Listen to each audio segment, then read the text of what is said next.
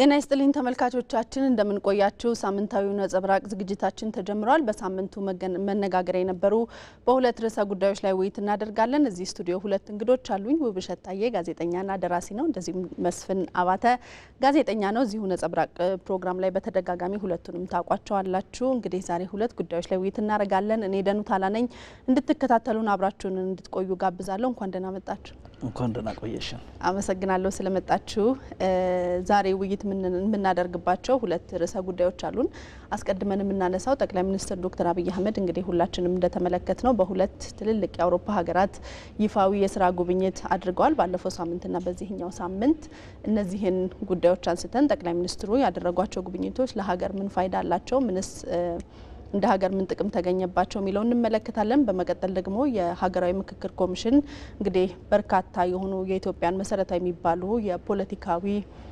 አለመግባባቶችን ወይንም እንደ ሀገር አንድነታችንን ይፈትናሉ የሚባሉ ችግሮችን ለመፍታት ታስቦ የተቋቋመ ኮሚሽን እንደሆነ ይታወቃልና በዚህ ሳምንትም በርከት ያሉ ኮሚሽኑ እየሰራቸው ያደረጋቸው ያሉ መሰረታዊ እንቅስቃሴዎች አሉና እነሱን ጉዳዮች እያነሳን ውይይት እናደርጋለን እንድትከታተሉን እንጋብዛለን በድጋሚ አመሰግናለሁ ውብሸት ካንተ ልጀምርና እንግዲህ የጠቅላይ ሚኒስትሩን ጉዞ እንዴት አየኸው በሁለቱ ሀገራት የተደረገውን ጉዞ ዲፕሎማሲያዊ ግንኙነት እንዴት ትገልጸዋለህ አዎ በጣም ነው ማመሰግነው እንግዲህ ትልቅ ነገር ነው ሁለቱም ሀገራት በጣም ተጽዕኖ ፈጣሪ የሚባሉ የአውሮፓ ሀገራት ናቸው ትልቅ ሀገራት ናቸው ለረጅም ጊዜ ባንዱ በሌላ መልኩ ትንሽ እንግዲህ በራሽን ገርበብ አድርገን የቆየ ነው በተለይ ባለፈው አመት የተተገበረው የማክሮ ኢኮኖሚክ ሪፎርሙን ተከትሎ ብዙ ነገሮች እንግዲህ እየተከፋፈቱ ያሉ ይመስላሉ ሁለቱም ሀገራት ይታወቃል ጣሊያንም በጣም በእውነት በኢትዮጵያ ያልተሰራበት ዘርፍ ነው ብዬ ነው ማስበው ብዙ ነገር አድርጋለች በትምህርት ላይ በግብርና በጣም በብዙ ዘርፎች እንደዛ ነው ከፈረንሳይ ጋር በተያያዘም የተለያዩ ልማቶች አሉ በተለይ ከቱሪዝሙ ጋር በተያያዘ እንደ ላሊበላ ውቅር አብያተ ክርስቲያናት እነሱን ማደስና የመሳሰሉ ነገሮች በጣም በርካታ ናቸው ከበርካታ ሀገራት ጋራ ጥሩ ግንኙነቶች መልካም ግንኙነቶች አሉን ሶ ያንን ተከትሎ እንግዲህ ለዘመናት እንዳልኩት በራችንን ትንሽ ዘግተነው የነበር ነው የሚመስለው ለውጥ ሊመጣ አልቻለም ሶ እንግዲህ አመት ሞላው ማለት ነው ይሄ የማክሮ ኢኮኖሚክ ትግበራው እሱ ስለተነሳ ነው በዚህ አጋጣሚ ሄደው ጉዞውን አድርገው መልካም የሚባል ፖለቲካል ዲፕሎማሲ ስራዎች ሰርተዋል በተለይ እንግዲህ ከፈረንሳይ ጋር በተያያዘ ይሄንኑ የማክሮ ኢኮኖሚክ ማሻሻያውን አስመልክቶ ድጋፏ እንደምትቀጥል የገለጸችበት ሁኔታ አለ ኢኮኖሚያችን የሚሻሻል ከሆነ ለብዙ ነገሮች ምላሽ ይሰጣል አሁን የምናያቸው ብዙ መዘበራረቆችና የመሳሰሉት ኢኮኖሚ በጣም ጥሩ የሆነ በሄደ ቁጥር ኢኮኖሚ ሲባል በጣም ብዙ ዘርፎች ነው ያሉት የኢንዱስትሪው ዘርፍ አለ የቱሪዝሙ ዘርፍ አለ ማይኒንግ ግብርና ወዘተና ዝም ብሎ ግብርና አለን ሰፊ መሬት አለን ማዕድን አለን ማለት ሳይሆን እሱ ወደ ሀብት መቀየር ያስፈልጋል ተግባራዊ ወደ ሆነ ሀብት መቀየር ያስፈልጋልና ምናልባት እንግዲህ ከአመት በፊት በሆነ ሁኔታ እነዚህ ኦፊሻል ክሬዲተርስ የሚባሉ አሉ ይሄ ለረጅም ጊዜ እንዲቀጥል የተደረገበት እዳችንን ሰሞኑን አንድ ተቋም እንደውም ያወጣው ሪፖርት ነበር ኢንፋክት ወቅታዊ ነው ሊባል ይችላል የኢትዮጵያ ኢኮኖሚክ አሶሲዬሽን ያወጣው ሪፖርት ነበርና ከዕዳ ጋር ዴፕታችንን በተመለከተ ያወጣው እንትን አለ ዌል እስከ 23 ያለው ሪፖርት ስለሆነ እሱ ላይ ብዙ ሊሄድበት አይደለም ግን አሁንም መልሼ ወደ የ2024 በፈረንጆቹ አቆጣጠር ማለት ነው ማክሮ ኢኮኖሚክ ትግበራውን ያነሳውበት ዋነኛ ምክንያት እነዚህ ሀገራት ናቸው እንደ ፈረንሳይ እና ጣሊያን ሌሎችም ናቸው ድጋፍ ያሳዩት እና አይኤምኤፍ አለ ወርልድ ባንክ አለ ግን በዛ ውስጥ ያሉት መቼም ተቋማቱ በሀገራቱ ከጀርባቸው ያሉ ናቸውና ብዙ ኦልሞስት ከ8.4 ቢሊዮን ዶላር በላይ በረጅም ጊዜ እንዲደረግ ኢንተረስት ሬቱ እንዲቀንስ የመሳሰሉት ነገሮች አድርገዋልና ድጋፉ የሚገለጽባቸው የተለያዩ መንገዶች ስላሉ እና በጣም በርካታ ዘርፎች ላይ የተናገሩት ከፈረንሳይ ጋር የተነጋገርንባቸው ዘርፎች አሉ ከጣሊያን ጋር ደግሞ እንደዚሁ ያደረጓቸው ነገሮች አሉ እንውሰድ ካለን ለምሳሌ ከጣሊያን ጋር በጤና በኢንዱስትሪ በባህላዊ ቅርስ ጥበቃ በግብርና በመሳሰሉት ነው የምንለውና እነዚህ ነገሮች እያንዳንዱን ጤና ምንድነው እሱ በጤናው ዘርፍ ምንድነው ሊያደርጉ የሚችሉት በግብርናው ተብሎ ሲታሰብ እንግዲህ ግብርናው በደንብ ዘመናዊ መሆን መቻል አለበት የዛሬ 50 አመትም የዛሬ 100 አመትም የምናደርገውን አይነት ነገር ነው ግብርናው ያደገ ትንሽ 10 ሚሊዮን ኩንታል 20 ሚሊዮን ኩንታል እያልን ዝም ብሎ የማድረግ ነገር ኤክስፖርት የምናደርጋቸውም ጥሬ ምርቶች በዛው ደረጃ ሆነው ሊቀጥሉ አይችሉም እና ትንሽ እሴት የሚጨምርባቸው ምናምን ዘመናዊነትን የተላበሱ እንዲሆኑ ለማድረግ እነዛ ነገሮች ከማዳበሪያ ጋር በተያያዘ ግብርና ሲባል እንደዛ ነው አለ በጣም ብዙ በጣም አንደር እንትን ነው የሚባለው ከሚጠበቀው በታች ነው የሚባለው። አሁን ከዚህ ከማዳበሪያ አጠቃቀም ጋር በአፍሪካ ስታንዳርድ እንኳ በጣም ዝቅተኛው ነው ኢትዮጵያ የምትጠቀሙ ምናምን የምትለው። በዛው ልክ ደግሞ ጥያቄዎቹ አሉ፣ ፍላጎቶቹ አሉ፣ እዚህ ውስጥ ላይ ያሉ ችግሮች አሉ። እነዚህ ነገሮች ስናስተካክል አሁን ቀጥሎ ወደ በኋላ እናነሳለን ያለው ሀገራዊ ምክክር የመጣው ችግር ስላለ ነው የተመካከር ነው ያን ነገር ለመፍታት ነው። እና አንዳንዴ ቤት ስራችንን አስቀድመን ከሰራ እንደዚህ በዲፕሎማሲው ዘርፍ ይሄ ፖለቲካል ዲፕሎማሲውን በደንብ የሚሰራበት ከሆነ የሚካሄድበት ከሆነ ወሳኝ ንቅናቄ ነው። ጠቅላይ ሚኒስትሩ እንግዲህ ሲሄዱ ባዶ እጃቸውን አይመለሱም። ብዙውን ጊዜ የሆነ ነገር ሰርተው የሚመጡት ቀላል ነገር አይደለም። ከፈረንሳዩ ፕሬዚዳንትም እንደዚሁ ከኢትዮጵያ ጋር ጥሩ ነገር ነው ያላቸው። ጣሊያንም በጣም የሚያስደስት ስራዎች ናቸው ያሉት። ከሌሎቹ ጋር ያለን ነገርም በጣም መልካም ነው። አሁን ብሪክስ ውስጥ ገብተናል አይደል? ከሌሎቹ ጋርም ያለን ነገር በጣም መልካም ነው። አሁን ከሩሲያ ጋር ያለው ወዘተ ብዙ ስራዎች እየተሰሩ ነው። ማንንም አናስኮርፍም፣ ማንም ላይ አንንጠለጠልም የሚል አይነት ኢትዮጵያ እንደዛ ነው የምታወቀው። በነገራችን ላይ የሆነ ወቅት ላይ አስተላለፎች የሚባሉ ስለነበሩ እንግዲህ ካፒታሊስቱ ሶሻሊስቱ ጎዳ በተባለበት ዘመን አሁን እንደዛ አይደለም፣ ግን ያው ከጀርባ የዛ አይነት ስሜቶች እንዳሉ ይታወቃል። አስተላለፎች ካፒታሊዝም ሶሻሊዝም ምንለው ባይሆንም ሀገራት ትልቆቹ ሀያላን ሀገራት እንደዛ አይነት አስተላለፍ ይጠብቃሉ፣ ይፈልጋሉ። እንደዛ ሳናደርግም መሀል ላይ ሆነን እየቀጠልን ነውና በጣም ትልቅ ፋይዳ ያለው ጉዞ ነው ብዬ ነው የማስበው። በጣም ጥሩ መስፍኔ፣ ወደ አንተ መጣለሁኝ።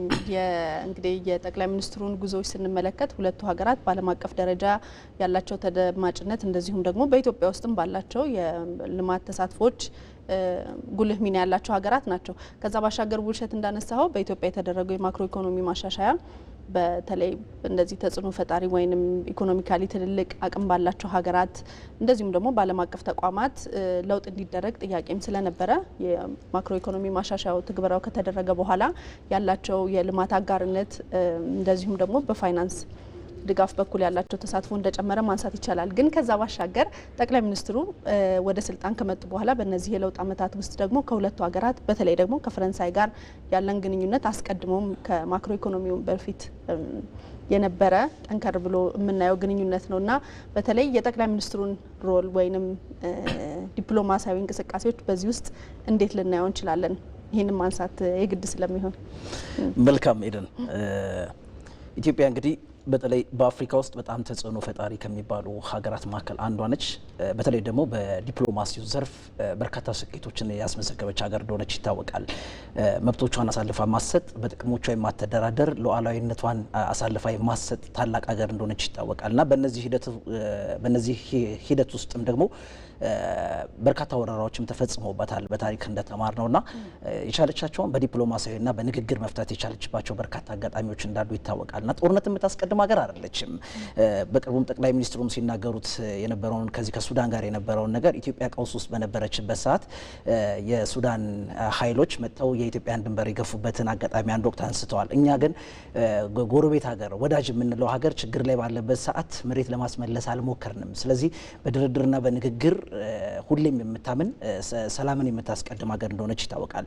ይህንን አሻፈረኝ ብለው የመጡ ሀገራትን ደግሞ በማንበርከክ የምትታወቅ ሀገር እንደሆነች ይታወቃል እና አንድም ወራሪ ኃይል መጥቶባት በድል አድራጊነት ሉዓላዊነቷን አስከብራ በጀግንነት ስሜት ሀገርን ያጸናች ሀገር እንደሆነች ይታወቃል ኢትዮጵያና ከዚህ አንጻር ታሪኳም ይህንን የሚያሳየው። ስለዚህ ለምሳሌ ከጣሊያን ጋር የነበረውን የሁለት ጊዜ ጦርነቶች እናስታውሳለን። የቅኝ ግዛትና የአፍሪካ ቀጠና አካባቢ ላይ ያሉ ሀገራቶችን ሁነት እናስታውሳለን። ከዛ ባሻገር ደግሞ ኢትዮጵያ ከጦርነት ባሻገር ደግሞ አኩራፊ ሀገር አይደለችም። ስለዚህ በሰላምና በድርድርና በውይይት ደግሞ ጥቅሞቿን ለማስከበር የምትሰራ ሀገር እንደሆነች ይታወቃል። ለዚህም ነው ዛሬ በቀጠናው አካባቢ ላይ ያሉ ፍላጎቶቿን ለማሳካት ስትል ከጎረቤት ሀገራት ጋር ከግጭት በጸዳ መልኩ በጋራ ጥቅም ላይ ያተኮሩ ውይይቶችን በማድረግ አብሮ የመልማትና የማደግ እሳቤን ይዛ የምትንቀሳቀሰው ለዛ ነው ብዬ አስባለሁ። ስለዚህ ፈረንሳይ ጋር ያላት ወዳጅነትን ብንመለከት እንግዲህ ከ128 ኦልሞስት 128 ዓመታት ገደማ የሚሆን ዲፕሎማሲያዊ ግንኙነት አላት ከፈረንሳይ ጋር። ከጣሊያንም ጋር ብንመለከት ወደ ኦልሞስት ከ1880ዎቹ መጀመሪያ አካባቢ ላይ ነው ከጣሊያን ጋር ግንኙነት ዲፕሎማሲያዊ ግንኙነትን የጀመረችው። ከዛ በኋላም ፈረንሳይ ደግሞ 1907 ዓመተ ምህረት ላይ ኦፊሻሊ ቢሮዋን ከፍታ ኤምባሲዋን ከፍታ ከኢትዮጵያ ጋር ጠንካራ ወዳጅ የሆነችባቸው አጋጣሚዎች መፈጠሩ ይታወቃል። ያም ሆኖ ግን ወጣ ገባ የሚሉ ሁነቶች ነበሩ እና በሁለትዮሽ በቀጠናዊ እንደዚሁም ዓለም አቀፋዊና ጠንካራ የትብብር ማዕቀፎች ኢትዮጵያ አላት ብለው ከሚነገሩ ሀገራቶች መካከል አንዷ ፈረንሳይ ነች። ለምሳሌ በኢንቨስትመንት ብንመለከት፣ በሳይንስና ቴክኖሎጂ ብንመለከት፣ በባህል ብንመለከት በቅርቡ የፈረንሳዊ ፕሬዚዳንት ኢማኑኤል ማክሮን በቅርስ ጥበቃ ሂደቱ ላይ በተለይ የላሊበላን ውቅር አብያተ ክርስቲያናትን የመጠገን ስራን በአካል ተገኝተው ነው የጎበኙት ሁላ እና አዲስ አበባ ላይም ብዙ ስራዎች ሰርተዋል። ስለዚህ በትምህርት በንግድ ዘርፉና በመከላከያ ሰራዊት አቅም ግንባታ ሂደቶች ላይ በርካታ ስምምነቶችን የፈጸሙባቸው አጋጣሚዎች እንዳሉ ይታወቃልና በተለይ ከ2011 ዓመተ ምህረት በኋላ የሁለቱ ሀገራት ግንኙነቶች እጅግ በጣም ጠንካራ ሆኗል። ቅድም አንቺ መግቢያሽ ላይ ስትገልጪ እንደነበረው ኢማኑኤል ማክሮን በእነዚህ የ7 ዓመታት ውስጥ ኢትዮጵያን ስንት ጊዜ ረገጡ የሚለውን ነገር ስናነሳ አይ ቲንክ 2 ጊዜ አካባቢ አይተዋል። በተመሳሳይ ደግሞ የኢትዮጵያ ጠቅላይ ሚኒስትር ዶክተር አብይ አህመድ ደግሞ ጣሊያንን ስንት ጊዜ ረግጠዋል የሚለውንም ስትመለከች ደግሞ ኦልሞስት የአሁኑ ጉዞ 3ኛ ይመስለኛልና 2011 2015 እና አሁን ያደረጉት ጉዞ ለ3ኛ ጊዜ ነው። ስለዚህ ከነዚህ ከሁለቱ ሀገራት ጋር ምን ያህል ጠንካራ የሆነ ዲፕሎማሲያዊ ግንኙነት እንዳለን ማሳያዎች ናቸው። ፈረንሳይ በነገራችን ላይ በቅርስ ጥበቃ ብቻ አይደለም፣ በኢትዮጵያ እዳ ክለሳ ላይም ቅድም እንዳልነው የማክሮ ኢኮኖሚ ማሻሻያው ሲመጣ አንዱ ትልቅ አስተዋጽኦ ያደረገችልን ሀገር እንደሆነች ይታወቃል። ከፍተኛ የሆነ የዕዳ ስረዛ አድርጋለች። ከዛ ባሻገር በልማት ትብብር ሂደቶችንም በርካታ ድጋፎችን አድርጋለች። በላብነት እንኳን ያህል ብናነሳው በኢኮኖሚ ትብብር ለማጠናከር መጋቢት ወር 2011 ዓ.ም ላይ በፈረንሳይ ልማት ኤጀንሲ በኩል 85 ሚሊዮን ዩሮ በብድር መልክ ሲሰጠን፣ በተመሳሳይ ደግሞ 15 ሚሊዮን ዩሮ በሀገሪቱ የተጀመሩ ለውጦችን ለመደገፍ ደግሞ ድጋፍ አድርጓል። ስለዚህ ይሄ የፈረንሳይ ልማት ኤጀንሲ ላብነት ይሄን አነሳን እንጂ በብዙ መልኩ ከኢትዮጵያ ጋር በትብብር የሚሰራበት አለ። ለምሳሌ እነ ሊሴ ገብረ ማርያም ማንሳት ትችላለች። ሌሎችን በርካታ ተቋማቶችን መግለጽ እንችላለን እና በልማት ዘርፉ የቅርብ ወዳጅ ሆነው ዛሬም ድረስ በታላቅ የወንድማማችነት ስሜት አብረው እየሰሩ ነው የሚገኙት። በኤነርጂ ወይም የታዳሽ ኃይል ብለን በምንጠራው በከተሞች ፕላን፣ በግብርና ምርታማነት፣ በውጭ ንግድ ዘርፎች ላይም ብዙ ስራዎችን እየሰራ ነው የምንገኘው። በጣም የሚገርመው ግን ቅርስ ላይ በተለይ 1960ዎቹ አካባቢ ላይ ከኢትዮጵያ ለጥናትና ለምርምር ተብሎ የሄዱ ወደ 740 የሚጠጉ ቅርሶች ነበሩ። እነዛን ቅርሶች በማስመለስ ሂደት ውስጥም የኢትዮጵያ መንግስት የሰራቸው ስራዎች እጅግ በጣም የሚበረታቱ ናቸው። በነገራችን ላይ ብዙ ቅርሶች ኢትዮጵያ የተወሰዱባቸው አጋጣሚዎች አሉ። ላብነት ያህል ያለ አጼ ቴዎድሮስ ልጅ የሆነውን የዓለማየሁን ከእንግሊዝ መንግስት የተመለሰበትን የታሪክ ምዕራፍ እናስታውሳለን። ከዛ ባሻገር ደግሞ አሁን ደግሞ ከፈረንሳይ የተመለሱ 740 ቅርሶች አሉ። ከዚህ ውስጥ ደግሞ 28ቱ የእንስሳት ቅሪት አካል እንደሆኑ ነው መረጃዎቹም የሚያሳዩት። ቅርሶቹ እንግዲህ በ1960ዎቹ ቅድም እንደገለጽኩት ለጥናትና ምርምር ተብሎ የተወሰዱ ናቸው። ነገር ግን ደግሞ በዲፕሎማሲያዊ ጥረት ደግሞ እነዚህን ቅርሶች የማስመለስ ስራ ተሰርቷል። ጣሊያን ጋር ስንመጣ በተወሰነ መልኩ ማነሳው በላብነት ያህልም የዲፕሎማሲያችን ውጤት ማሳያ ነው ብዬ ማስበው በ1997 ዓ.ም ፒያሳ ሮም ላይ ተተክሎ የነበረው የአክሱም ሐውልት የተመለሰበት መንገድ አንዱ የዲፕሎማሲያችን ማሳያ ተደርጎ ነው የሚቆጠረው። ከዛ በኋላ ግን ወጣ ገባ የሚሉ የዲፕሎማሲ ሂደቶች ነበሩ። አሁን ላይ ባለፉት 7 ዓመታት በጣም ጠንካራ የሆነ የዲፕሎማሲ ስራዎች ናቸው የተሰሩት። በተለይ በንግድ፣ በባህል፣ በኢንቨስትመንትና በሰላምና ጸጥታ እንደዚሁ በኮንስትራክሽን ዘርፍ ላይ ለአብነት ያህል የህዳሴ ግድብ ሲነሳ ስሙ ቀድሞ የሚነሳው የሳሊኒ ጉዳይ አለ። ሳሊኒ በኮንስትራክሽን ዘርፍ እያበረከተ ያለው ትልቅ አስተዋጽኦ አለ። ነገር ግን በግንባታ ሂደቱ ላይ መሳተፉ ብቻ ሳይሆን በክህሎትና በእውቀት ሽግግር ደግሞ የኛ ሀገር ኢንጂነሮች ደግሞ ያገኙት ልምድ ይህ ብቻ የሚባል አይደለም። በቀጣይ ትልቅ የተፈጥሮ ሀብት ያላት ሀገር እንደሆነች ይታወቃልና ኢትዮጵያ እነዚህን ሀብቶቿን ለማልማት ደግሞ በቀጣይ የውጭ ሀገር ባለሙያዎችን የማጠራበት እድል በቅርብ ይፈጠራል ብዬ አስባለሁ። ብዙ የሰለጠነ የሰው ኃይል አለን። በቴክኖሎጂ በጣም የበቁ ኃይሎች አሉን። የ6 ሚሊዮን ኮደርስ ማንሳት ትችላለሽ። አሁን በርካታ ዜጎች በሁለንተናዊ ዘርፎች ላይ እየበቁ ነው ያሉት። ስለዚህ እንደ ሀገር ሀብቶች አሉን። ሀብቶቻችንን በማልማት ሂደት ውስጥ የነበሩብን ተግዳሮቶች ነበሩ። በእነዚህ ሂደት ውስጥ ደግሞ አንዱ የሰላምና የጸጥታ ጉዳያችን ነው። በኋላ ላይ እናነሳዋለን ምክክር ሂደቱ ላይ። ነገር ግን ደግሞ ከጣሊያን መንግስት ጋር በኮንስትራክሽን ዘርፉ ላይ ያገኘናቸው መርታዎች እጅግ ትልቅ ናቸው። የህዳሴ ግድብ ጥበቃን የሚያግዙ የፖሊስ ፓትሮል ጀርባዎችን ጭምር በድጋፍ ለማግኘት ቃል የተገባበትና ስምምነት የተደረገበት አለ። ከዛ ባሻገር የኢትዮጵያ የፖሊስ ተቋም በስፋት የሚያነሳው የፎረንሲክ ምርመራን ሂደት በተመለከተ እናስታውሳለን እና በፎረንሲክ ሳይንስና በልዩ ጥበቃ ስልጠናም ጭምር በመስጠት ሁለቱ ሀገራቶች ስምምነት ፈጽመዋል። እንደዚሁም ደግሞ ህገወጥ የሰዎች ዝውውር እናውቃለን። በዚህ ሜዲትራኒያን በኩል ያለውን ችግርና ብዙ ኢትዮጵያውያንም ወደ አውሮፓ ለመሄድ በሚያደርጉት ጥረት ውስጥ በርካታ ችግሮች ሲያጋጥማቸው እናያለን። ስለዚህ ሁለቱ ሀገራቶች ቀደም ሲል ባልኳቸውና በህገወጥ የሰዎች ዝውውር ላይም በተለይ ይህን ችግር ለመቅጣት የሚያስችሉ አማራጮች ላይም የጋራ ስምምነት የፈጸሙባቸው አጋጣሚዎች አሉ። መልካም ውብሸት፣ ቅድም ያነሳው አንድ ቆንጆ ሀሳብ አለ። ለምሳሌ እዚህ ዓለማችን ላይ አሰላለፍ የሚባል ነገር አለ። ወይ ከምዕራባውያን ወገን ትሆናለህ ወይ ከሌላኛው ወገን የመሆን ነገር አለ። አሁን የኢትዮጵያን ዲፕሎማሲ ስንመለከት ለምሳሌ ከሩሲያ ጋር እጅግ የጠበቀ ወዳጅነት አለን፣ ምዕራባውያን ከሚባሉ ሀገራትም ጋር እንደዚሁና የኢትዮጵያን ዲፕሎማሲ በዚህ ውስጥ እንዴት ነው ልናየው የምንችለው? እንዴት መቀጠል ይቻላል ብሎ ማንሳት እንችላለን? ኢትዮጵያ ይሄንን ትመስላለች። በጣም ትልቅ ነገር ነው። በነገራችን ላይ ከልብ አመሰግናለሁ። በጣም ድንቅ አድርገን ያቀረብክልን ብዙ መረጃዎችን ጠንቀር ያሉ ናቸው።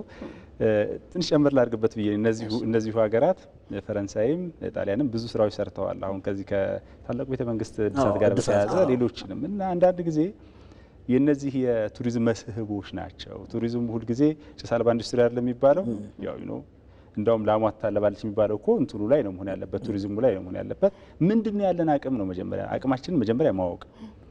አቅማችን የግብርና ነው ካልን እዛ ግብርና ላይ መሰራት መቻል አለበት ማለት ነው። ያንን ሊያግዙን ወደሚችሉ ሀገራት ነው የምንሄደው። ከባህር በር ጋር በተያያዘም እንደዚሁ እነዚህ ሀገራት እያገዙን ነው ያሉት። ፈረንሳይን አሁን ተመልክተን ከሆነ ባለው መጀመሪያ ሶማሊላንድ አካባቢ ላይ አሁን ደግሞ ባለው ሁኔታ ብዙ ነገሮች አሉ። የባህር ኃይል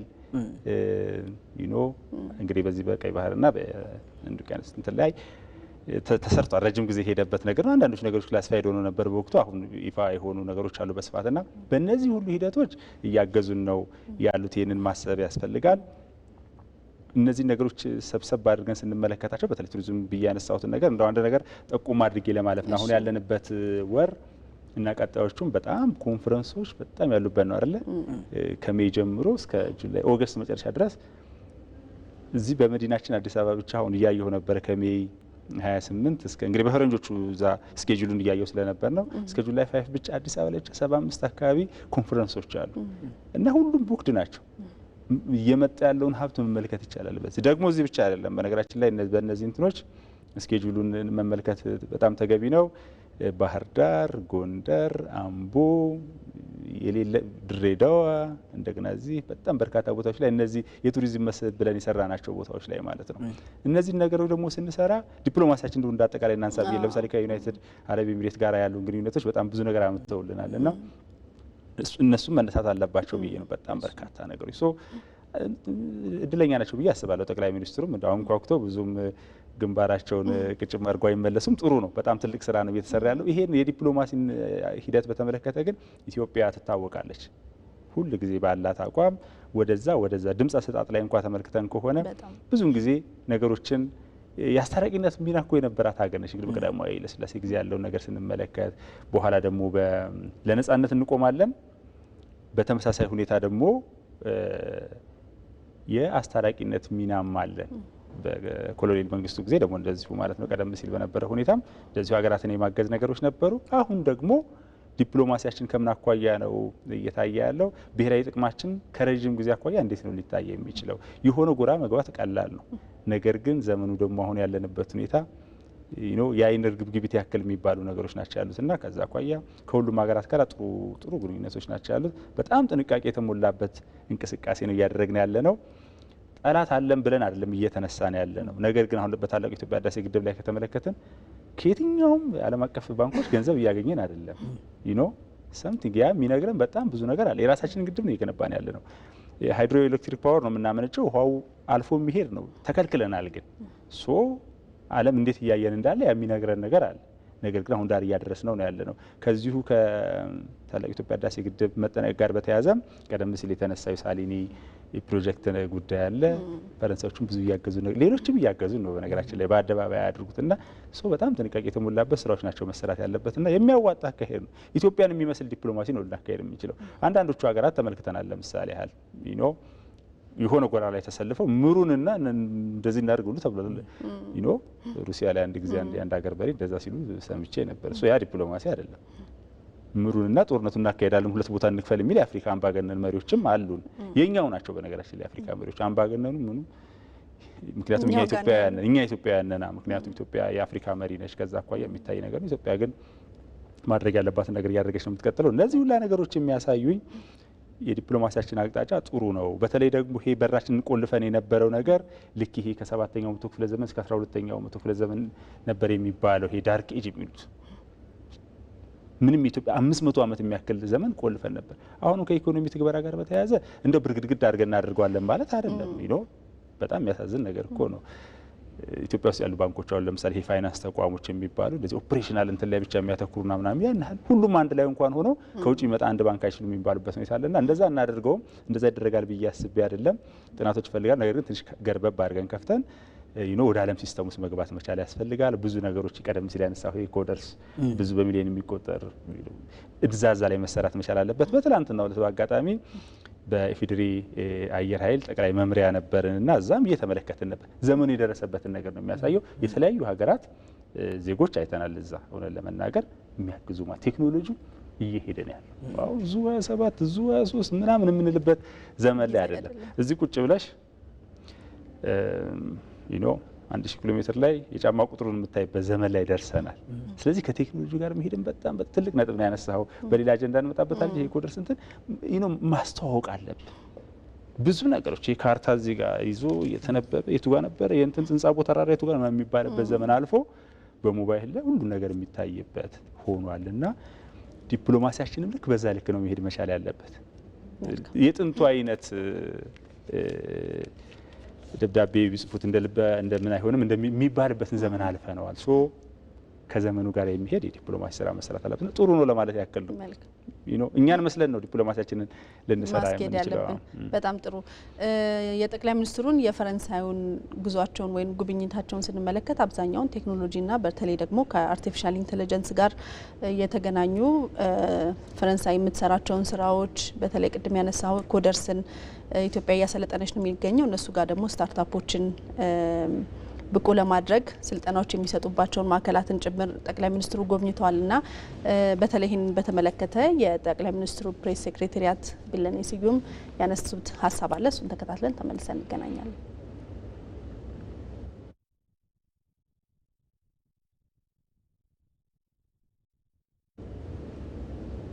ፈረንሳይ የተደረጉ 3 የቴክኖሎጂ እና የአርቲፊሻል ኢንቴሊጀንስ ነክ ጉብኝቶች ነበሩ። አንደኛው ስቴሽን ኤፍ የሚባል ነው። ስቴሽን ኤፍ በዓለም እንግዲህ ይሉታል ትልቁ የቢዝነስ ስታርታፕ የቴክኖሎጂ ስታርታፕ ማዕከል ማለት ነው። ከተለያየ ሀገራት እዛ እየመጡ የቴክኖሎጂ ስታርታፓቸውን ለማነሳሳት የሚጠቀሙበት ትልቅ ማዕከል ነው። ግንኙነቶች ይፈጠራሉ። ስለዚህ ለእኛም ጥሩ ልምድ ነበር እዛ ላይ አርቲፊሻል ኢንቴሊጀንስም በሌላ የቴክኖሎጂ መስክም የሚሳተፉ ወጣቶች እየመጡ እዛ ፈጠራቸውን የበለጠ የሚያዳብሩበት ቦታ እንደመሆኑ ማለት ነው። ከኛ ጋር የሚያስተሳስረው ምንድነው? በቅርብ ጊዜ እንደምታውቀው የስታርታፕ ፕሮክላሜሽን ፕሮሰስ ላይ ነው ያለው። እኛም እንደ ሀገር አውዱን በተለይ የቴክኖሎጂ የስታርታፕ አውዱን ምቹ ለማድረግ ምክንያቱም በጣም ብዙ ወጣቶች ያሉበት ሴክተርም ስለሆነ እሱን ምቹ ለማድረግ ብዙ ሂደቶች እየተካሄዱበት ነው ያሉትና ያ ለኛ ጥሩ ልምድ ያገኘንበትና ያየንባቸው ነበረ። መልካም እንግዲህ ቀደም ሲልም እንዳነሳ ነው የቴክኖሎጂና የአርቲፊሻል ኢንቴሊጀንስ አሁን ዓለማችን እየሄደችበት ካለው ፍጥነት አንጻር ብዙ ነገሮችን መወሰን የሚችል እንደሆነም እየተመለከትን ነው ያለ ነውና በዚህ ረገድ ኢትዮጵያ ደግሞ በራሷ የምትሰራቸው ስራዎች እንዳሉ ሆኖ ደግሞ ከሌሎች ሀገራት ተሞክሮ ለማግኘት ጠቅላይ ሚኒስትሩም ጨምሮ ሌሎች በዘርፉ ያሉ ባለሙያዎችም ሌሎች እንቅስቃሴዎች እንደሚያደርጉ እናውቃለንና በዚህ ረገድ ያለውን ምን ያህል አስፈላጊ ነው ብለህ ታስባለህ መስፍኔ? ቅድም ሲነሳ እንደነበረው ነው። ዞሮ ዞሮ ዓለም ወደ አንድ መድረክ መታለች። ይሄ ግሎባላይዜሽን ምለው ወይ ሉላዊነት ተብሎ የሚጠቀሰው ጉዳይ እኛ ስለፈቀድን ስላልፈቀድን አይደለም። ከጊዜው ጋር ማቴጂ ከሆነ ተነጥለሽ ነው የምትቀሪው። ኢኮኖሚያዊ እድገት፣ ማህበራዊ እድገት ምንላቸው ጉዳዮች፣ ፖለቲካዊ እድገት ምንላቸው ጉዳዮች ቀንጭለው ነው የሚቀሩት። ስለዚህ በዚህ ሂደት ውስጥ ዓለም በሚፈልገው ልክ የአንድ ሀገር የመጀመሪያው ህልውና ኢኮኖሚ እንደሆነ ይታወቃል። እና አሁን ደግሞ አይተሹ ከሆነ ቴክኖሎጂው ከመጣ በኋላ ሁሉ ነገሩ የንግድ እንቅስቃሴው የሚሳለጠው በቴክኖሎጂ ሆኗል። ያደጉትን ሀገራት እንተው፣ እነሱ የመቶ ምናምን ዓመታት ታሪክ ሊኖራቸው ይችላል። እኛ ግን ቢያንስ ለቴክኖሎጂው አዲስ ነን። በዚህ ሂደት ውስጥ ደግሞ በተለይ በአርቲፊሻል ኢንቴሊጀንስ እየተሰሩ ያሉ በርካታ ስራዎች አሉ። በቅርቡ እንኳን እንደ ሀገር በተለይ አገልግሎት አሰጣጣችን ላይ ማህበረሰባችን የሚያነሳቸው በርካታ የሆኑ የመልካም አስተዳደር ጥያቄዎች ያሉት ህዝብ እንደሆነ ይታወቃል እና በጣም ኋላ ቀር የሆነ በሌሎች ሀገራቶች ላይ በ17ኛውና በ18ኛው መቶ ክፍለ ዘመን የቀሩ የአገልግሎት አሰጣጥ ሂደቶች እኛ ሀገር ላይ የነበሩበትን ሂደት እናስታውሳለን። የሆነ ቦታ ስቴጂ ሂድ እዛ ክፍለ ከተማ ከፍለና ትበያለሽ፣ ከዛ ተመዝግበና ትበያለሽ፣ ከዛ ደግሞ ትመጪና ሄድና እዛ ንግድ ባንክ ከፍለ ስትመለሽ ደግሞ የሆነ ቦታ ትበያለሽ እና አንዲትን ጉዳይ ለማስፈጸም 2-3 ቀን ላይ በቃሽ የሚችልበት ስትጂ ደግሞ ወይ አሁን ወጡ ደግሞ የሚባሉ ሀሳቦች ሊነሱበት የሚችሉበት አሰራሮች እንደነበሩ ይታወቃል። እና በተለይ አሁን ይሄ የቴክኖሎጂ ምዕራፉ የሳይንስና ቴክኖሎጂ ዘርፍ ላይ እንደ ሀገር ማዕከላቶች እየተገነቡ ነው ያሉት። መንግስትም ለዘርፉ የሰጣቸው በርካታ ትኩረቶች አሉ። ከዚህ ባሻገር በትምህርት ስርዓታችን ውስጥም ብዙ ስራዎች እየተሰሩ ነው ያሉት። አንደኛና ሁለተኛ ደረጃ እንደዚሁም በከፍተኛ ትምህርት ተቋማቶቻችንም እየተሰሩ ያሉ ስራዎች አሉ። ከዛ ጎን ለጎን ደግሞ በአርቲፊሻል ኢንተለጀንስ ዘርፉ ላይ ደግሞ ኢንሳን ጨምሮ ሌሎችም ብዙ ስራዎች እየሰሩ ይገኛል እና አንድም ደህንነትሽ የምታስጠብቂበት ዘርፍ ነው። ዛሬ ላይ ቅድም እንደተባለው ጋሻና ጎራዴ ይዘሽ አድዋ ላይ በነበርንበት የጦርነት የተጋድሎ ስሜት ላይ ብንሆን እንኳን ነገር ግን ዘመኑ ደግሞ እነዛ መሳሪያዎች አይፈቅድልሽም እና ጊዜው ጦርነቱ የቴክኖሎጂ ይሆናል፣ ንግዱ ቴክኖሎጂ ይሆናል፣ ትምህርቱ ቴክኖሎጂ ይሆናል እና በዚህ ልክ ራስን ማብቃት ያስፈልጋል። ስለዚህ ኢትዮጵያ ከቅርብ ጊዜያት ወዲህ ይህንን ለዘርፉ የሰጠችው ትኩረት እጅግ የሚበረታታ ነው። በዚህ ሂደት ውስጥ በተለይ መንግስት ኢኒሺዬቲቭን ወስዶ ደግሞ እያከናወናቸው ያሉ በርካታ ተግባራቶች አሉና እሳቸውም ሲገልጹት እንደነበረው በተለይ የሞሶብ የአንድ ማዕከልን እንደው ላብነት እንኳን ብንጠቅስ አገልግሎት አሰጣጣችን ላይ ቀደም ያነሷቸውን ተግዳሮቶች የቀረፈ ነው። ከ14 በላይ የሚጠጉ ተቋማቶች ስራውን በአንድ ላይ በማድረግ ፈጣን የሆነ አገልግሎት የመስጠት ስራዎች እየተከናወነ ነው የሚገኘው። በቀጣይ ደግሞ የተያዙ እቅዶች አሉ። የዲጂታል ኢኮኖሚን በመገንባት ሂደት ውስጥ እንደ ሀገር የተያዙ እቅዶች አሉ። ዲጂታል ኢትዮጵያ ማንሳት ይቻላል። 2025 አሁን ወደ 2030 እቅድ ተይዞ እንደገና የቀጣይ 5 ዓመታት የትራንስፎርሜሽን እቅዶች ነድፈዋል። እነዛን ደግሞ በተግበራ ሂደት ውስጥ በቀጣይ የሚጠበቁ እንደ ሀገር የተያዙ እቅዶች አሉና እነዛን በማሳካት ሂደት ውስጥ ብዙ ስራዎች ይኖራሉ ተብሎ ነው የሚታሰበው። እንደዚሁም ተቋማትን ሪፎርም በማድረግ ሂደት ውስጥ የተሰሩ ስራዎች አሉ። ለአብነት ያህል የገቢዎች ሚኒስቴር አካባቢ ላይ ያሉትን አገልግሎት አሰጣጦች መመልከት ትችላለች። ከፍተኛ የሆነ የተገልጋይ ማህበረሰብ ያለበት ተቋም ነው። በዛ ሂደት ውስጥ ደግሞ ፈጣን አገልግሎት እየሰጡ ከሚገኙ ተቋማት መካከል አንዱ ገቢዎች እንደሆነ ይታወቃል። ለአብነት ይህን አነሳው እንጂ የኢትዮጵያ ወታደራዊ ተቋማቶቻችንንም ለአብነት ማሳየት የምንችልባቸው ዘርፎች አሉ። ምክንያቱም ከበርካታ ሀገራት ጋር የወታደራዊ ዲፕሎማሲያዊ ስምምነቶችን የፈጸምንባቸው ተቋም በመገንባት ሂደት ውስጥ አስተዋጽኦ ያላቸው ሀገራቶች አሉ። ከነዛ መካከል ቅድም የጠቀስናቸው ሁለቱ ሀገራት ፈረንሳይና ጣሊያንን ማንሳት ትችላለች። ከዛ ባሻገር የተባበሩት አረብ ኤሚሬት አንድ ወቅት የአየር ኃይል ትርኢትን እናስታውሳለን። ምን ያህል ዘመናዊ በሆነ መልኩ ሁለቱ ሀገራቶች ተቀናጅተው እየሰሩ መሆኑን የሚያሳዩ እድሎችን ላይተናል። ስለዚህ እነዚህን እንደው ሰዓት ስለሚገድበን ነው ያጠር ማድረገውና ምክንያቱም ቀጣይ ትልልቅ አጀንዳዎች ስላሉ ነው። ስለዚህ እነዚህን ሁለት ጉዳዮች እንኳን ላብነት ብናነሳ በአገልግሎት አሰጣጡ ላይ በተቋም ግንባታ ሂደቱ ላይ ያለው አስተዋጽኦ እጅግ ከፍተኛ እንደሆነ ነው መረዳት የምንችለው። ዘመኑ የኤአይ ነው። ስለዚህ ዓለም በፈቀደችውና ባለችበት ልክ ደግሞ አብሮ መጓዝ ያስፈልጋል። ስለዚህ የሰለጠነ የሰው ኃይል ማፍራት ያስፈልጋል።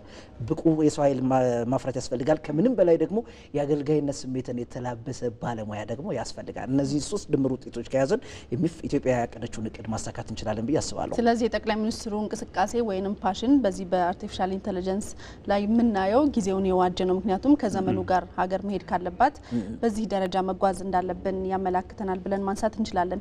ሌላኛው ጉዳይ መሰረታዊ ጉዳይ ኢትዮጵያ ብሔራዊ ትልቅ የናሽናል ኢንተረስቷ ብለን የምናነሳው የባህር በር ጥያቄ ነው። የባህር በር ጥያቄያችንን በተመለከተ ደግሞ የፈረንሳይን አቋም በግልጽ አይደለ ፕሬዚደንቱ ኢማኑኤል ማክሮን ከዚህ ቀደም በነበራቸው ጉብኝት የኢትዮጵያ የባህር በር የማግኘት ጥያቄ ፍትሐዊ ነው ሲሉ በግልጽ አቋማቸውን አሳይተዋል። አሁን ደግሞ የባህር ኃይልንም ጭምር ሀገራቱ ሊደግፉ እንደሆነ ጣሊያን በነበረው ቆይታ ይህንን መመልከት እንችላለን እና ምን ያመላክተናል? ውብሸት እንዴት ታያል? በጣም ወሳኝ ነገር ነው። በተለይ ይሄ የባህር በሩ ጉዳይ እንደሚታወቀው ብዙ ጊዜ አንስተነዋል። እነዚህን ጉዳዮች ለቀጣይ አጀንዳ ስላለን ብዙ ጊዜ አልወስድበትም። ነገር ግን በጣም ሰፊ ሕዝብ ቁጥር ይዛ በዓለም ላይ የባህር በር የሌላት ሀገር በመሆን አንደኛ ነች ከዓለም ኢትዮጵያ። የመጨረሻው ላይ ያለችዋ ደግሞ ቫቲካን ነች። ኦልሞስት 1000 አካባቢ ይመስሉኛል ዜጎቿ 130 ሚሊዮን ህዝብና ማሰብ ይቻላልና የባህር በሩ ያስፈልገናል። እኛ እያልን ያለነው እስካሁን ድረስ በተመጣበት መንገድ ተራሮችን አቋርጠን ሸለቆ ወርደን ምን ብለን የሆነ ወረራ ፈጽመን አይደለም እያልን ያለ በሆነ መንገድ የባህር በር ያስፈልገናል። አሁን ያለው ትውልድ እያነሳ ያለው ጥያቄ እንግዲህ ባህር በር የሚገኝባቸው በጣም በርካታ መንገዶች አሉ አይደል?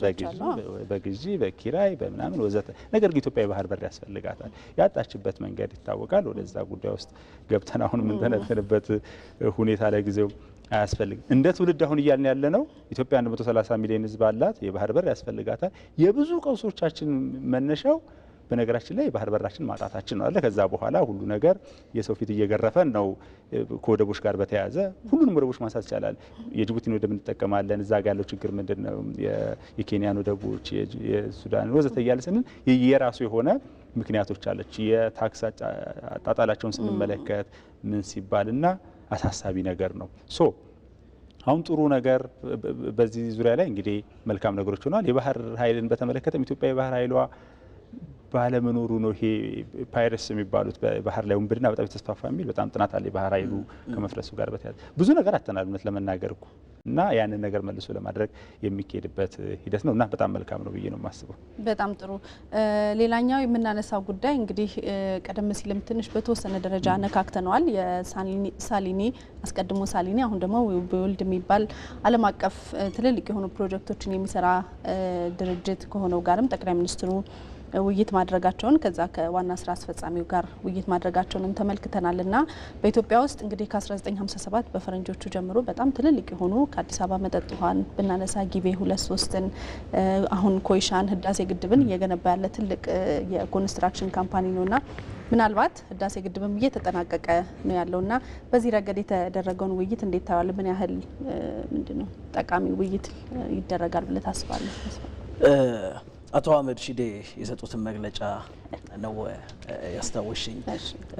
ሁለቱ ሀገራቶች እንግዲህ ቅድም መግቢያችን ላይ እንዳነሳ ነው በተለይ በሰው ሀብት ልማት፣ በሳይንስና ቴክኖሎጂ፣ በንግድና ኢንቨስትመንት፣ በኮንስትራክሽን ዘርፉ ብዙ ስምምነቶችን አድርጓል። ከዚህ ቀደምም በርካታ ስራዎችን የሰሩባቸው አጋጣሚዎች እንዳሉ ይታወሳል። በተለይ ደግሞ ቅድም እንዳነሳ ነው ከ2010 በኋላ ባሉት ጊዜያቶች ውስጥ ባለፉት 7 ዓመታት ጠንካራ የሆነ ዲፕሎማሲያዊ ግንኙነት አላቸው ስንል ከነዚህ ዘርፎች አንዱ የዚህ የኮንስትራክሽን ዘርፉ ነው። በተለይ ኢትዮጵያ ብዙ የመሰረተ ልማት አውታሮች የሚያስፈልጓት ሀገር እንደሆነች ይታወቃል እና ባለፉት ጊዜያቶች በጦርነት፣ በቀውስ፣ በግጭት ምክንያት እንደዚሁም ደግሞ ያሉንን የተፈጥሮ ሀብቶች ማልማት ባለመቻላችን የተማሪ የሰው ኃይል ባለመኖሩም ጭምር ምክንያት በድህነት አረንቋ ውስጥ መዋዠቃችን ይታወሳል። ስለዚህ አገርም በሀገር ግንባታ ሂደት ውስጥ የመጀመሪያው ጉዳይ አንዱ መሰረተ ልማትን ማሟላት ነው። እነዚህን ኢንፍራስትራክቸሮች ስታሟይ ቀጣይ ልማቶችን ለማሳለጥ የሚያስችሉ አቅሞችን ትፈጥሪያለሽ። ለምሳሌ መንገድ ሳትገነቢ የሆነ ነገር ሄደሽ ማልማት አትችይም። ስለዚህ ህዳሴ ግድብን ለማልማት መጀመሪያ መንገድ ነው ሲሰራ የነበረው። ለአብነት አነሳውልሽ እንጂ በእያንዳንዱ የልማት አውታሮቻችን ውስጥ ብንሄድ መሰረተ ልማቶች የሚሟሉባቸው እርስ በርስ የሚመጋገቡባቸው በርካታ ጉዳዮች እንዳሉ ይታወቃልና ሳሊኒ እንግዲህ ከምንም በላይ በተለይ ሀገራችን ያላት የተፈጥሮ ዋነኛ ሀብቷን ብለን ከምንጠራቸው እስካሁን ባሉት እውነቶች ውስጥ እየተጠቀምንባቸው ካሉ ጉዳዮች ውስጥ የውሃ ሀብቷ አንዷ እንደሆነች ይታወቃል። ኢትዮጵያ የውሃ ማማ ተብለው ከሚጠቀሱ የአፍሪካ ሀገራቶች መካከል አንዷ እንደሆነች ይታወቃልና ከዛ አንጻር አንዱ በህዳሴ ግድብ ላይ ያከናወነው ተግባር እጅግ በጣም ትልቅ እንደሆነ ይታወቃልና በኋላም በተለይ የለውጥ መንግስት ወደ ስልጣን ሲመጣ ትልቅ ኃላፊነት የተጣለበት ተቋም እንደነበር ይታወቃል። ስለዚህ ሳሊኒ በታላቅ የሀገር ፍቅር ስሜት ብቻ አይደለም በታላቅ የወዳጅነት ስሜት ጭምር ነው ሲሰሩ የነበሩትና ኢትዮጵያና ጣሊያን ብዙ አብረው የኖሩ በማህበራዊ ትስስር የተሳሰሩ እንደዚሁም በማህበራዊ ጉዳይ ስንል በትዳር በምን ብዙ ያኔ በወረራው ወቅት በነበሩበት ሰዓት ከብዙ ኢትዮጵያውያን ጋር የተዋለዱ ህዝቦች ናቸው። የዘር ግንድ ያላቸው በርካታ ኢትዮጵያውያኖች አሉ። ስለዚህ ጠንካራ ግንኙነት አለን ስንል በብዙ ምክንያቶች ነው። ከዛ ባሻገር ግን በተለይ በህዳሴ ግድብ ላይ ያሳየው ጠንካራ አቋም ፕሮጀክቱ በተያዘለት እቅድ መሰረት እንዲፈጸም በማድረግ ሂደት ውስጥ ከምንም በላይ ደግሞ የእውቀት ሽግግር የተደረገበት መንገድ ህዳሴ ግድብ ላይ የፌዴሪ ጠቅላይ ሚኒስትር ዶክተር አብይ አህመድም ደጋግመው የሚያነሱት ከጥቂት ዓመታት በኋላ በራሳችን ባለሙያዎች በራሳችን ሰዎች የሀገራችንን ሀብት ጥናትና ምርምር እያደረግን ማልማት በመቻል ለቀጣዩ ትውልድ የተሻለች ኢትዮጵያን እናስረክባለን የሚሉ ሀሳቦችን በተደጋጋሚ ሲያነሱ እንሰማለን። ስለዚህ ከሳሊኒ ጀርባ ያሉ ኢትዮጵያውያን ባለሙያዎች ባለፉት 14 ዓመታት ምን አይነት ክህሎት አገኙ የሚለውን ነገር ላብነት ማንሳት እንችላለን። ስለዚህ ነገ ተነስተን ዋቢ ሸበሌን ገድበን ማንሰራበት ምክንያት የለም። ነገ ተነስተን አዋሽን ገድበን ማንሰራበት ምክንያት የለም። ስለዚህ ከጎርፍ ተጋላጭነት ይልቅ የኃይል አቅርቦትን ማማተር የሚያስችሉ አቅሞችና ሀሳቦችን ማመንጨት የምንችልባቸው እድሎች አሉ። ስለዚህ አንዱ የእውቀት ሽግግሩ ነው። ሁለተኛ ደግሞ ከፕሮጀክት አፈጻጸም ሂደቱ ጋር ተያይዞ ደግሞ ወጪ ቆጣቢ በሆነ መልኩ የነገዋን የኢትዮጵያና የጣሊያን የሁለቱን ሀገራት ወዳጅነትን ታሳቢ ባደረገ መንገድ የዲፕሎማሲ ጥረታቸውንም ጭምር ፍሬ ያሳየ ነው ብዬ ነው ማስበው የኮንስትራክሽን ዘርፍ ላይ የታዩት ለውጦች። በጣም ጥሩ። እንግዲህ በዚህ ጉብኝት ውስጥ አንደኛው የምናነሳው ጉዳይ ጠቅላይ ሚኒስትሩ ካገኟቸው ወሳኝ ሰዎች መካከል ፖፕ ሊዮን እንዳገኟቸው ተመልክተናል። በጣም ስለ ሀገራቸው ሲያብራሩላቸው የሀገራቸውን ምርት የሆኑ ስጦታዎችንም ወስደውላቸው የኢትዮጵያን ቡና፣ ማር ሲያስተዋውቁ ተመልክተናል እና ምናልባት የካቶሊክ ቤተክርስቲያን በዓለም አቀፍ ደረጃ ያላት ተጽዕኖ ፈጣሪነት፣ ተደማጭነት ይታወቃል። ለኢትዮጵያን ባለውለታ ናት ብዬ አስባለሁ። ምናልባት የሌሎች ቤተ እምነቶች በልማት ውስጥ ያላቸው ተሳትፎ ምን ያህል እንደሆነ እንደዚህ በቁጥር አነጻጽረን ማየት ባንችልም የካቶሊክ ቤተክርስቲያን ግን በትምህርት ቤቶች፣ በጤና ጣቢያዎች ግንባታ፣ በተለያዩ የልማት ስራዎች ውስጥ ያላት ተሳትፎ ይታወቃል። በዓለም አቀፍ ደረጃም ደግሞ በማህበራዊ ጉዳዮች እንደዚሁም በፖለቲካዊ ጉዳዮች በሰላምና ደህንነት ጉዳይም ጣልቃ በመግባትም ሰላም እንዲመጣ ጥረት በማድረግም ተጽዕኖ ፈጣሪ የሆነች ቤተክርስቲያን እንደሆነች ይታወቃልና እሳቸው ማግኘታቸው ምን ያመላክተናል? ምናልባት እንደ ሀገር የኢትዮጵያን መልክ እንዴት ሊገልጽልን ይችላል? አይ ትልቅ ነገር ነው።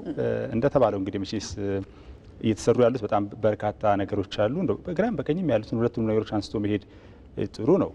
ቫቲካንን በተመለከተ የሚነሱ ነገሮች አሉ። ለምሳሌ ቀደም ሲል መስፍኔ እንዳነሳውም ከጣሊያን ወረራ ጋር በተያያዘ የቫቲካን መሪዎች ናቸው እንግዲህ ያንን ጦርነቱን ባርከልከው ስለነበርና ጥያቄዎች ለረጅም ጊዜ ቀጥለው ነበረ። ቫቲካን ይቅርታ መጠየቅ አለባት ኦፊሻል የሆነ የሚል እንዲሁም ከካሳ ጋር በተያያዘም በሌሎች ሀገሮች እንዳደረጉት አይነት አይደለም ለኢትዮጵያ የተደረገው። ለሊቢያ ለሌሎችም ሀገሮች ያደረጉት በጣም ትልቅ ካሳዎችም ተደርጓል። በጣም ብዙ ነገሮች ስለተፈጠሩ ማለት ነው። በአንድ በኩል የይቅርታ ጉዳይ አለ፣ በሌላ በኩል ደግሞ የካሳው ጉዳይ በጣም አስፈላጊ ነገር ነው። እዚህ አባ ሳሙኤል ድልድይ ምናምን የሚባል የተወሰኑ ነገሮች ናቸው ያሉት። እሱ ወደፊት የሚካሄድበት እንደው አጀንዳው ከተነሳ በተለይ ከቫቲካን ጋር በተያያዘ ማለት ነው ይሄ ነገርም መነሳት አለበት የሚል እምነት ስላለኝ ነው። ከዛ በተረፈ ግን በጣም ቀላል ነገር አይደለም። የባለፈው ሊቀ ጳጳሱ ባለፉበት ወቅት ዓለም በሙሉ ነው የሄደው። ምን ያህል ተጽዕኖ ፈጣሪዎች እንደሆኑ ይታወቃል። እና ተጽዕኖ ፈጣሪዎቹ ተጽዕኖ እንዲፈጥሩ ያደረጋቸው ነገር በዙሪያቸው ያለው እምቅ ኃይል በጣም ወሳኝ ነው። ክቡር ጠቅላይ ሚኒስትሩ አግኝተዋቸዋል። እንዳልኩት እንግዲህ የዚህን አይነት ግንኙነቶች ሲደረጉ ይዘን የምንመጣቸው ነገሮች አሉ። ከዛ እንደመጡ በቀጥታ ለምሳሌ ስፔን ሳይንስ ሄደው ነው የጎበኙትና ዝም ብሎ ለማየት ብቻ አይመስለኝም። ምክንያቱም ክትትሎች አሉ። ገና እየጀመር ነው እየተነሳንበት ነው ያለ ነው በዚህ ዘርፍና ትልቅ ነገር ነው። አንድ መርታ ነው፣ አንድ እርምጃ ነው ተብሎ ነው የሚታሰበው ብዙ ነገሮችና ቀላል ነገር አለ ብዬ ነው የማስበው። ምናልባት ቀጣይ አጀንዳ የብሔራዊ ምክክሩ ጉዳይ ስላለ ጊዜ እንዳልወስድ ብዬ ሰግቼ ነው። በጣም ጥሩ።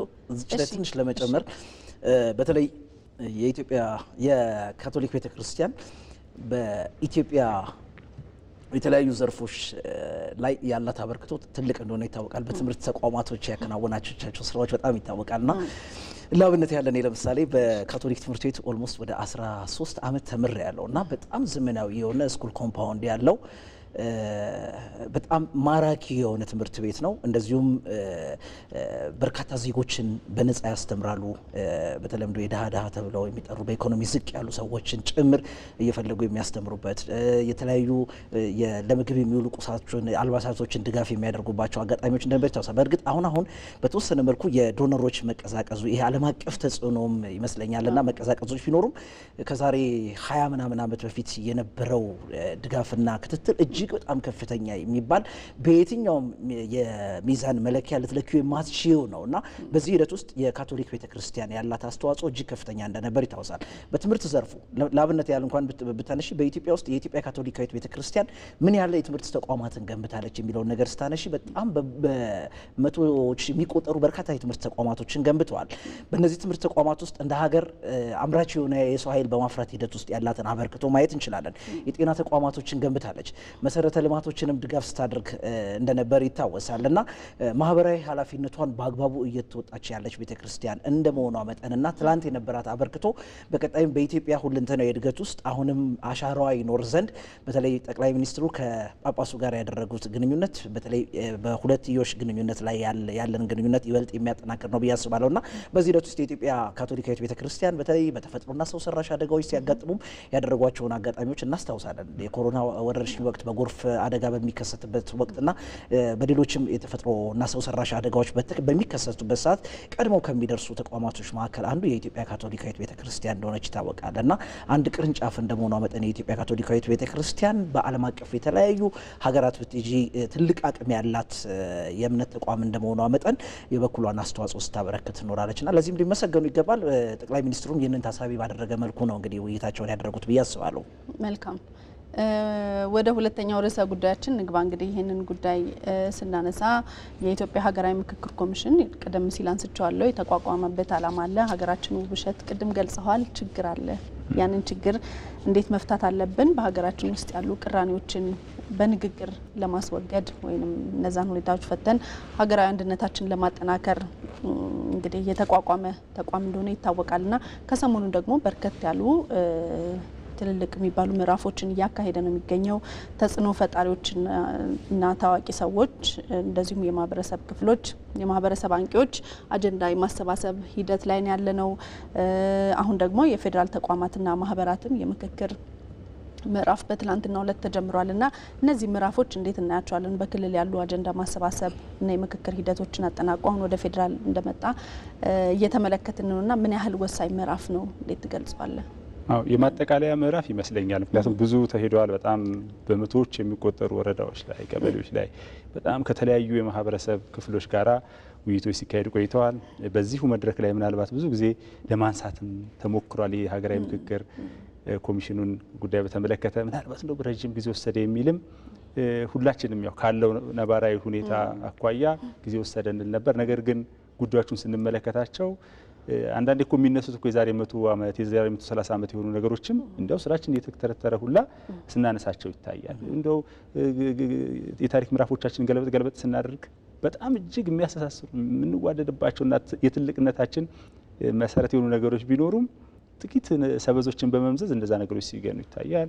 ዞር ዞር ስንል እኮ እንዳው የሆነ ነገር የሚያስታውሱን ሐውልቶች ናቸው ሁሉም ቦታ ያሉት። የሰማዕታት ሐውልት፣ የእንደዚህ ሐውልት በሁሉም የሀገራችን አካባቢ ስንል ያንን ነገር ነው የምንመለከተውና የፍቅር ሐውልት ልክ አሁን አክሱምን እንመልከት ለምሳሌ፣ ሌሎችንም የውቅር አብያተ ክርስቲያናቱን እንደ ላሊበላ ሌሎችንም አካባቢ ስንመለከት የሆነ ዘመን የሚሻገሩ ነገሮች እናያለን። ነገር ግን ከቅርብ ጊዜ ወዲህ ደግሞ እነዚህ ነገሮች ባሉበት ሁኔታ መመጣቱ በጣም ጥሩ ነው። ችግሮቹ አሉ፣ በጣም ሰፊ ነገሮች አሉ፣ ሆን ተብሎ የተሰራበት ጭምር ማለት ነው። አንዳንዴ በታሪክ ምዕራፎች ላይ የሚያጋጥሙ ነገሮች አሉ፣ ያልተሻገርነው ነገር ግን መኖሩን ያሳያል። ዞሮ ወደዛው ስንመጣ ይታያል። አንዱን ተሻገር ነው ስንል ሌላ ይመጣል። 97 ላይ ያጋጠመው ምስቅልቅል ይፈጠራል። የምንድነው እሱ የቀይ ሽብር ዘመኑ እናነሳለን። ቀደም ሲል እንዳልኩት የዛሬ 130 ዓመት ያሉ ነገሮች ሁሉም ይምጡ፣ ችግር የለም፣ ወደ ጠረጴዛ ይምጡ። በምክክር ሂደቱ ላይ ምናልባት እንደው ለዚህ ፕሮግራም ሲባል ጭምር ነው አሁን እዚህ የመጣሁት፣ እየተሳተፍን ነው የነበረው። እንደው ውሸት አይነት ሰው ደግሞ ለምን እንደሚሳተፍ የማስቸገር መጥፎ ሰው ሊባሉ ይችላል እና ሁላችንም እንምጣ ነው ምክንያቱም እያነሳን ያለ ነው ምንድነው የሀገራዊ ምክክር ኮሚሽኑ አንዳንድ ጊዜ ጫካ ያሉትን ሁሉ እያነጋገርን ነው ብሏል። ሰፊ እንትን ተሰጥቷቸዋል። የማድረግ የሚገድባቸው ነገር የለም። ለመልካም ነገር ስለሆነ ማለት የመንግስት አካላትም ያነጋግራሉ አይደል? አሁን ከጫካ ይገቡ እኮ አሉ እነ ጃልሰኝን ስትመለከት፣ በዚህ ደግሞ በአማራ ክልል አካባቢ ያሉት እንዲገቡ ለማድረግ ንግግሮች ያስፈልጋሉ።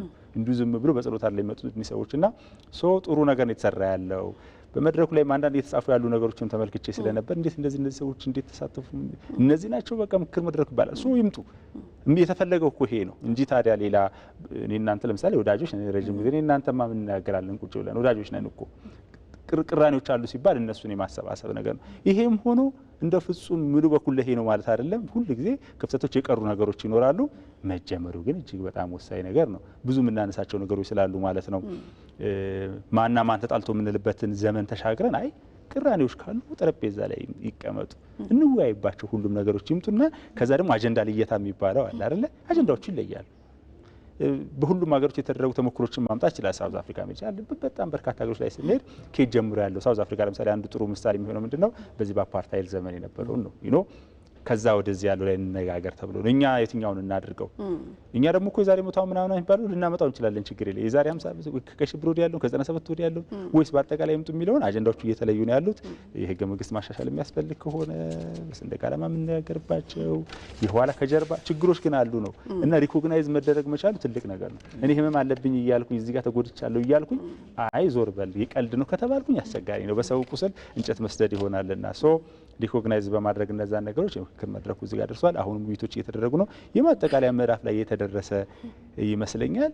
አንድ የሆነ የመሰረት ድንጋይ ጥለን እናልፋለን ብዬ ነው የማስበው። ለበጎ ነገር መሽቶ አያውቅም፣ ረፍዶ አያውቅም። ሰዓት እላፊ የለውም። በጎ ነገር፣ ምክክር፣ ሰላማዊ ነገር ሰዓት እላፊ የለውምና እንደ ጥሩ ነው ብዬ ነው የማስበው። መልካም እንግዲህ ከትላንትና ጀምሮ እየተካሄደ ባለው የፌዴራልና ማህበራት የአጀንዳ ማሰባሰብ ሂደት ላይ በሚሊኒየም አዳራሽ ነው የመክፈቻ ስነስርዓቱ የተካሄደውና እዛ ላይ የኮሚሽኑ ዋና ኮሚሽነር ፕሮፌሰር መስፍን አርአያ ያነሱት ሀሳብ አለ።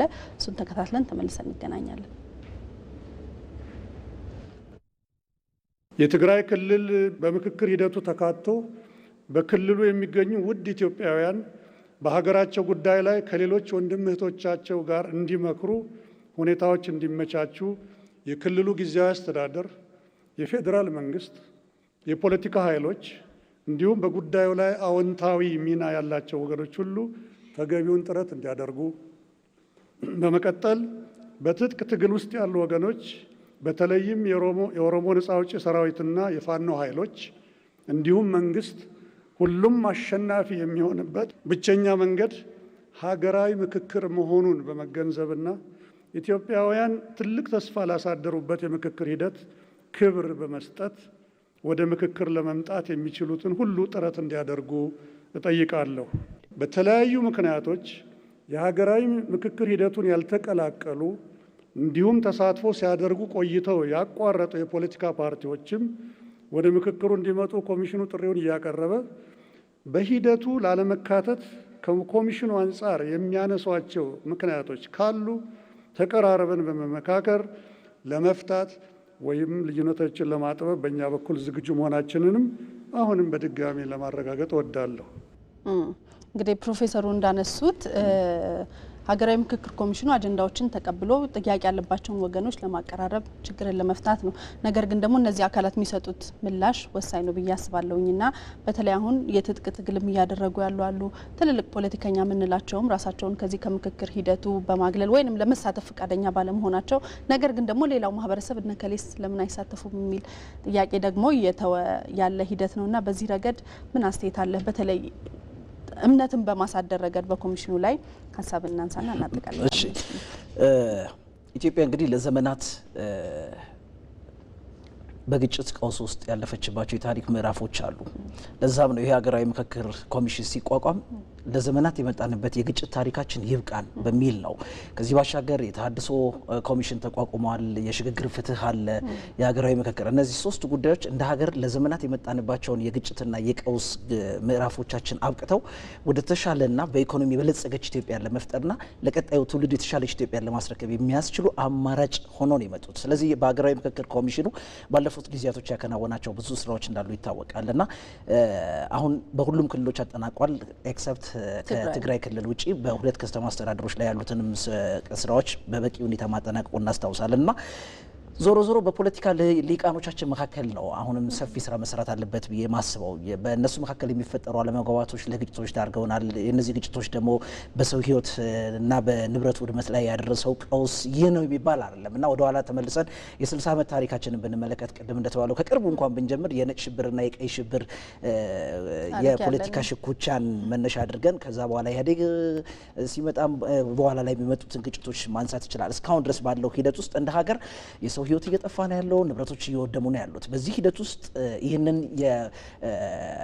የማይጠቅም ለሀገርና ለትውልድ የማይጠቅመውን የታሪክ ጠባሳችንን እንድፈነው። ረመጥ ማልበስ አይደለም፣ አጥፍተነው መሄድ አለብን ነው። ረመጥ ካለበስ ነው ነገ መጡ ሰው ሲያራግበው ተመልሶ እንደገና የመፈንዳት አቅሙ ከፍተኛ ነው የሚሆነው። በጂኦግራፊ ላይ ዶርማንት ቮልካኖ ሜቢ ኢራፕቲቭ የሚል ነገር አስታውሳለሁ ሰባተኛ ክፍል ትምህርታችን ላይ እና እንደዛ መሆን የለበትም። ስለዚህ ሙሉ በሙሉ አጥፍተነው አቀዝቅዘነው እንደ ሩዋንዳውያን ከቂምና ከቁርሾ ወጥተን የነገዋን ኢትዮጵያን አስበን መስራት አለብን ነው። በዚህ ሂደት ውስጥ በተለይ በፖለቲካ ሊቃን መካከል ያሉትን አለመግባባቶች በትልቁ መፍታት ያስፈልጋል ብዬ አስባለሁ። አሁንም ድረስ በፖለቲካ ሊቃኖች መካከል የምንመለከታቸው ጉዳዮች አሉ። ለአብነት ያህል በቅርቡ በትግራይ ክልል እየተመለከትነው ያለው ነገር ትንሽ ኮምፎርት የሚነሳ የማይመች በተለይ ደግሞ ሀገርን ሲመሩ ከነበሩ ሰዎች ህዝባዊ ኃላፊነትን ተቀብለን ስንመራ ነበርን ከሚሉ ሰዎች የማይጠበቁ ተግባራትን እያየን ነው።